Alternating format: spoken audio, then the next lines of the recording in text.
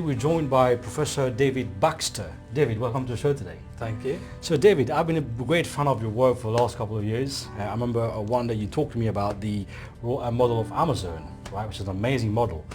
But tell us more about yourself. What do you do? So I'm an Associate Professor of Innovation. I'm here in the Southampton Business School, University of Southampton. I've been here nearly 5 years. My research is in innovation process, really is what I'm interested in. So I look at how do companies organise and manage their delivering new innovations. Okay, right. So your last research, what you're doing right now, is very interesting to me. Because in leading organization, I talk about, in this book, Leaders, I talk about the future of work and how does that impact the organization. Now, we know over the years there's been several different types of work. We've got part-time work, term work, job work, sharing work, compressed work, annual work. But you come with a new research you're doing right now, and it's called telework, remote working. Tell us more about that. What do you know about teleworking? Well, teleworking is a phrase that's been around for a long, long time. I mean, you were mentioning in some of the studies, it said that in the 1950s, yes, we were working remotely to some amount. 4% of us were doing that. 4% of people. Yeah. And I think the phrase telework came about from, well, telephone. You were able to work from home because you had access to your telephone. Now we call it information and communications technology enabled remote working, but telework's easier to say than, ICT enabled remote work is the kind of current phrase. Right, okay. You're expected to make use of, computer, emails, people have virtual private networks, you can access files, you can collaborate with the other people. And regardless where you are in the world, yeah. it could be at home on the train. Well, regardless of where you are in the world, as long as you've got access to the majority of the internet in the world, which means most countries you can do it. Right. Okay. So your research is now into this the telework, remote work, and how does that impact the organisation? Yeah. So the research I've done, I'm looking at an individual level. What do people say about their experiences of telework? But I do ask them, what difference do you think it makes to your organisation? So I haven't actually studied the organisation in terms of its, financial outcomes or what they're doing afterwards. But I'm asking people, what difference do you think it makes? You give us an example. Well, people think it makes a difference to innovation in that you talk about design.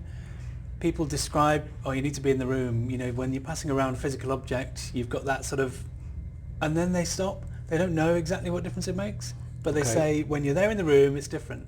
They're really confident about that, but they don't know exactly why. So what you're saying is there's more vibes when you see someone face to face and have a chat like we're having right now, than having a teleconference, for example. Yeah. So there's that. So the doing the work, they're a bit unsure about what difference that makes. But the thing which I'm finding is mostly it's about when you're not doing work. That's when it makes the biggest difference to be in the same physical location as somebody else. And then that includes, I'm in my office, somebody walks past, they see me, they come in just sort of off the cuff. Or, the classic line is the water cooler conversation. Okay, right. You're getting a coffee, somebody sees you, they say hello, how was your weekend? Chat. Yeah. So how's the family, for example? Yeah, exactly. So all this stuff is what you miss when you're not in the office. Yeah. So I talked to a guy who was an IT project manager. He was based in the Ukraine. He employed a developer in Portugal, and he said mostly they'd worked together for 2-3 years. He said mostly they just talk about business because they meet remotely and they meet on a call with an agenda. They've got a limited amount of time. Yeah. But when you're in the same room as someone, then you meet them and you say, what are you doing? What did you do this weekend? Yeah. How's the weather? But then this has a huge effect, the sort of effect of knowing people socially and of knowing them as a real human being, then gives you access. You can ask them for advice, you can ask them for help, you can ask them for support, and because you know each other, then they help you. So by going remotely, you lose that. You've got a risk of losing that, absolutely. Yeah. I did talk to one organisation who said they had a really forward-thinking HR department, and they suggested what sounded quite sort of contrived, which was at the beginning of every conference call they have a sort of how are you doing socially discussion. Okay. So they said, tell us something good in your work from the past Right. week, tell us something good in your social life from the past week, and then, you know, what are your plans in the coming week? So they made you talk about these social elements because they were working remotely mostly. Wow. Okay. And he said that after a while, once he got used to it, he said it worked quite well. So I'm a victim of that. I'll tell you why. Because this video, for example, going to get edited in the Philippines. My team work remotely in Mauritius, right? And what we do is every day at 12 o'clock UK time, we have a group hug. It's a Zoom call. Okay. Right. So because I'm here, I've got my team here. We got two girls in Mauritius, and we've got a team in the Philippines. So we all linked in once a day for about half an hour, and we talk about the future, like, you know, what's going to happen today, etc. So and this is how this is the best way to link to each other every day. It's from Monday to Friday. If I'm not there, my team will do it. And that's the only way to keep up to date. And normally, you're right. We are very informal. You know, we talk about the weather. You know, for example, weather's always nice. But there's always Mauritius blues kind of. Here it's raining and everything. So that kind of thing. And and the funny thing is, I haven't met the team in the Philippines yet. I know the two girls in Mauritius very well, but not the one in the Philippines.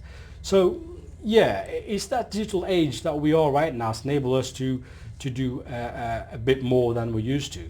But tell me more about the impact of remote working, telework, on the millennials and Gen Xers, people like you and me.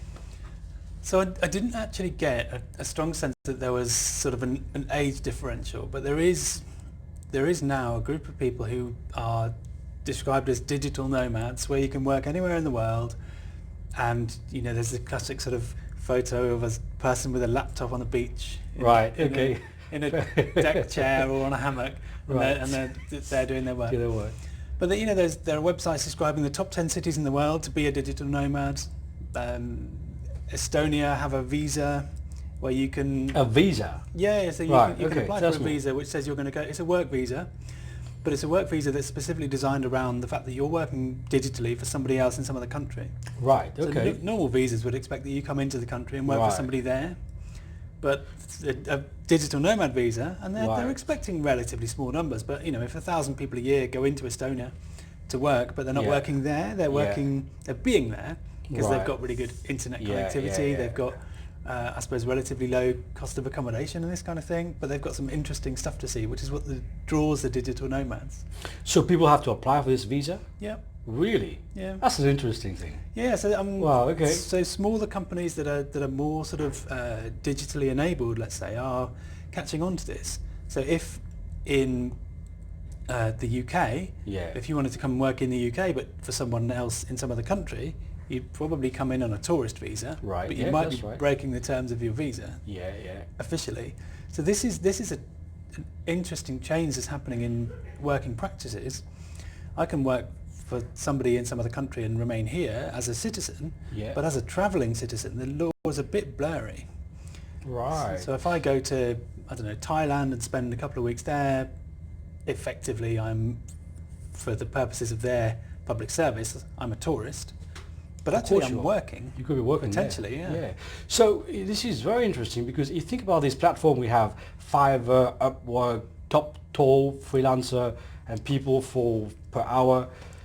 This will work all the time. Yep. Yeah, and these platforms enable me to recruit people from anywhere in the world to do a wide range of things. And it's moving up the skills chain, let's say. It is what we call the gig economy? Yes. Yeah. So the gig economy, absolutely. I can recruit them for a project. A fee. Yeah, for a fixed fee for a small project. I can have that. But then also people recruit through Freelancer on sort of 6-month contracts. So right from, it would take them 10 minutes and cost me £5 through to, actually I want to employ you for 6 months, but I don't want to go through the process of doing sort of search, and I don't want to vet you. So it's outsourcing independently. You can outsource your recruitment function. Yeah. You do have to pay Freelancer their fee, but some small IT companies are using Freelancer for all of their developers, and they'll have 10 developers on 5 continents who never meet, Okay. And That's very interesting. they're all on short-term contracts. Right. So it's almost like in the film industry where none of them are employed by the film producer. They are recruited for 6 months. They come in, they do the film, and they're gone, disappear. Yeah. Right. I think we have that in the UK as well in the construction industry, Yep. where you have a bit like the one next door over there. They're building a big building. All the contractors or subcontractors comes in, do the work, and off they go. Yeah. So that's where we're heading, you think, in the workplace? I think in some work, but then this is what the kind of core of the question is when should you do that? When is remote working good for organisational performance and for me innovation, and when is it not good for that? The company they use it as an example of the IT developer, they needed to have people on a certain length of contract because it takes you a couple of weeks to learn the system. Okay. And if you're going to recruit somebody for 3 months and they've spent 2 weeks learning what you do on the kind of the database architecture, the bigger companies I spoke to said it takes you 3 to 6 months to learn the company. So because if you're in a large complex company before you're really effective, they've already had to bring you in for 3 months. Correct. So short-term contracts don't make as much sense in these kind of big complex organizations just for learning what they do and for learning who you need to talk to, how their systems work. But then when you're also developing things, if you're making complicated stuff, then those relationships also make a difference. But the team of people who are all kind of working together on this complicated thing need to learn about each other. Right, okay. And so the complexity of the organisation means it's going to be a longer term deal, but the complexity of the product or service you're making, again, I think extends it further. So if you're doing simple stuff, and this is actually a bad example, if you're McDonald's, you can recruit people on a short term basis. Right. Actually, if you're McDonald's, then it costs quite a lot for each, the franchise owner needs to train people, they've got to pay quite a lot. Yes, so that's onboarding right. cost is quite high. But this is one of the factors, is the onboarding cost, but there's also onboarding time. It takes me 3 months to have you become productive, then I want you to stay for a long time. Right. So it seems to me that this no-man visa we talked about earlier is more for people the millennials, isn't it? It's a new thing. I mean, for me personally, just because I've got children, it's for people without children. Right. Okay. You're flexible. They are flexible. My wife tells me that she reads blogs of people who go travelling with the children, and we went away for 12 months with 2 little children, and I'm thinking, wow, that seems quite tricky. But if both of you are kind of employed at the same time, then why not? You can be in some other country. You can have other people manage your childcare, possibly. You'd have to do a lot of research. Right. Yeah. Okay. But it's so it's basically, possible. this new thing, this new trend, you talk about there's a possible dark side of the AI and the tech. How do you call that? The ghost? So ghost work. Is that right? A book came out lately. It's called Ghost Work. Right. So there was somebody inside of Microsoft had just raised the question: how much low-paid labour are we actually using in doing simple tasks like data cleaning? So every instance of AI has a large amount of manual work, but it tends to be fairly simple. Okay. So that gap between what the computers can automate and what the people can do, there's still quite a bit of work in the middle where people need to be involved. But it's kind of low paid work. Right, okay. And so for that, all the big tech firms are recruiting people through platforms like this. But it'll be piecework. So Amazon Mechanical Turk, you can pay somebody 10 cents per, well, whatever. 10 cents per time they tag a video, 10 cents per amount of data they've cleared. But you can pay them really small amounts of money, and they can be based anywhere in the world, but you don't actually necessarily need to know where they're based. If you're recruiting from a pool of 100,000 workers and you need 1,000 of them to do some work for you over a 30-day period, it doesn't matter, right? Doesn't matter. It's more volume. As long as actually the work's done for you. But this is happening in every big tech company is the thing. So the question was asked inside of Microsoft. Quite a lot was the answer, but throughout all of Silicon Valley, Google, I think about 50% of their people are full-time employed. Really? And then 50% are on some kind of fixed term or short term contract. Right, okay. But I imagine that there's also a long tail of people who are not actually employed. Right. Because they're hidden underneath this layer of they're just doing this piecework for us. That would just be listed as a supplier. It wouldn't be listed as an employee. That's right. So in Levers Leaders, I talk about the future of work, workplace and workforce. So it seems to me that the future of work is really changing, the landscape of work. I mean, you and me probably got another 25 years. I mean, you know, I can't tell you what my kids will be doing in the future. And that's my challenge right now.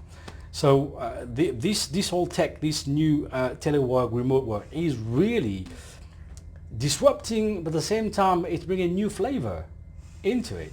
Yeah, absolutely. I mean, it's making a difference just because it's all technologically possible now to be remote. Yes. But people realise there's a lot of value being in the same place. So there are two sides to this. The actual technology that enables you to work effectively remotely is really useful when you're in the same building. Yeah. So if all of our files are stored on the same cloud server, if we understand how to, update everything in a way that everybody can be informed, that's just good practice. Okay. So the tech is helpful when you're in the same place, but also some companies are, especially small companies, small companies have a real problem recruiting highly skilled people. And depending on where you are in the world, you can sometimes get people at lower cost of employment. So in the UK, somebody described there's something like a 3-to-1 cost differential for a highly skilled developer who's going to be working in Bangalore versus Midlands, UK. Okay, yeah. So there's that. But then if I can't actually access those skills where I live, just because there's a small labour market, as soon as I say you don't need to be based here, if you travel here once every 6 months, that's fine. Then they can be anywhere in the world. Okay. So what you are saying here is it's possible, going back to your example of Bangalore and Midlands, it's possible that this new remote working, telework, is actually leveraging the work pay. Because it looks like someone in Bangalore, it doesn't matter where you are in the world now, you could be on the same rate. Yeah. But the majority of people are not employed on that basis. So here's the thing: a lot of the actual work practice is sort of managed in a tacit way. It's not it's not done in this calculated. This person costs this much, therefore I'm going to employ them. Actually, we tend to have traditionally structured companies who recruit people locally. Yeah. And so part of that will just be inertia. That's how we've run it before. Mm-hmm. But part of that will be, actually we know that there's a value of having people together, but we don't know exactly what that value is.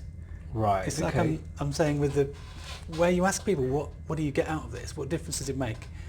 Why is it different being in a meeting in the same place? They'll tell you, oh yeah, it's really different being in a meeting when you're all around the table because, and then they'll make things up. Oh, it's like the vibrations in the air, or I don't know. When you get to smell them. I'm convinced they make this stuff up, but I'm also convinced it is meaningful. Right. They just don't know why. Yeah. So at the ELP last time, which is the Executive Learning Partnership with Southampton Business School, you mentioned about the guideline that's been produced by the Cabinet Office. So tell us more about that. So they made a smarter working British standard. Okay. But it was put forward as a PAS British standard, so it was a kind of consultation document. So it's a PAS 3000, right? Yeah. 2015. The problem with it is not so much its content, but the fact that you've got to buy a British standard. Right. I can access it because I'm in the University of Southampton. Yeah. Our library subscribes to the British Standards Institute. I can go onto their website and I can read the content. Right. You've got to pay £100 to read to that get it. document. So I think if they're serious about this standard, then it just needs to be freely available to people. Yeah. Yeah. The smarter working standard builds on various aspects, including remote working. But for them, smarter working is kind of more, it's broader than that. So it starts with the idea that they measured something like a 45% office occupancy rate. Okay, right. Offices are mostly empty. Right. But they said in order to move from, we want you to be in the room and then we can sort of know you're working, to our organisation has these objectives and we would like to meet them and each employee contributes. Okay. There are a number of things you need, and one of them is you need to be able to tell people what's expected. Okay. You need to be able to give them clear work guidance. Guidance, yeah. And this is really essential in kind of having a smart working practice.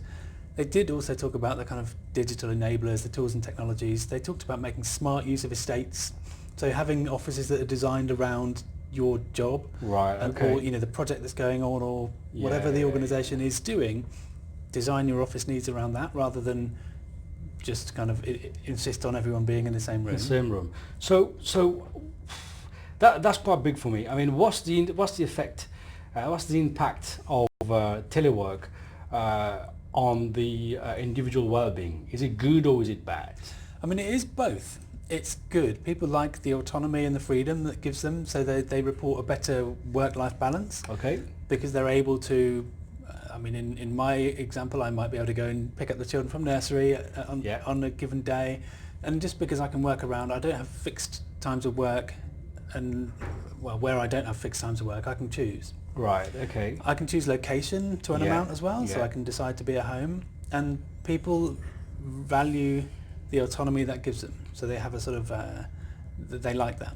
So the work-life balance is the one thing, but then another point is the kind of external work pressure, the pressure to be at work. Right. This is culture specific, it's down to the organisation. So one of the big companies I spoke to, they said it's completely fine if you don't reply to emails after 5 p.m. Okay, right. Another person I spoke to said it is completely unacceptable practice to say on a Sunday while you're at your kid's football game, I'm not going to talk to you until I'm in the office. You can say, I'm watching the kids' football game, it's done in an hour. This UK based? No. Okay, right. That was not all right. Right. To say, I won't talk to you because it's a weekend. Right. You can say, I'm busy for the next couple hours. 90 minutes or something like that. Right. I'm out having my anniversary dinner. Can we talk afterwards? Right. But yeah, you can't just use your location as an excuse. But there seems to be like a crossover here between work and personal time, isn't it? Because all these tech, remote access, remote working. For example, a lady I spoke to, she's a CEO. She went to go skiing, and she's saying to me how the resort that she's staying over there, they have a room for work in a holiday resort. I know. I don't know whether this is good or bad. Well, that's it. It's both. So where it's imposed on you by your organisation, and where there's a kind of an insistence that you must take part. I mean, there was one fairly big multinational company who said that it's an expectation that you respond within 4 hours to any issue. Okay. And I think this included while you're asleep. So people would literally set an alarm at 3 a.m. and they'd answer emails. Yeah, they removed it, and they said it's okay if just respond while you're awake. Right. Okay. But the other end is if you're deciding when to work. I mean, some people would decide that I will only work within a certain fixed period of time, but I'm going to change it depending on what I've got going on the day. Yeah. The digital nomad article that came out in the Telegraph, the writer of this said her work actually expanded quite a lot because she used both London hours, but also because she was in Bali. Oh, really? She used their hours in terms of deciding when she's going to be in the office, but then she stay really, really late at night in order to connect to London. So surely this is not very good for the well-being, is it? It sort of expanded it. Yeah. So this is one of the elements. So when you talk to people about the challenges of communicating across countries, time zone is a big factor. If you're working with Canada and you actually want to talk to them for any amount of their working day, you've got to stay beyond 5 p.m. That's right, yeah. Wow, that's very interesting. So David, how can people find out more about you and your work? Well, I'm on the Southampton Business School website, so we're on sbs.ac.uk. You can find me on LinkedIn. On LinkedIn. Great. Thanks for being here today, David. I appreciate it.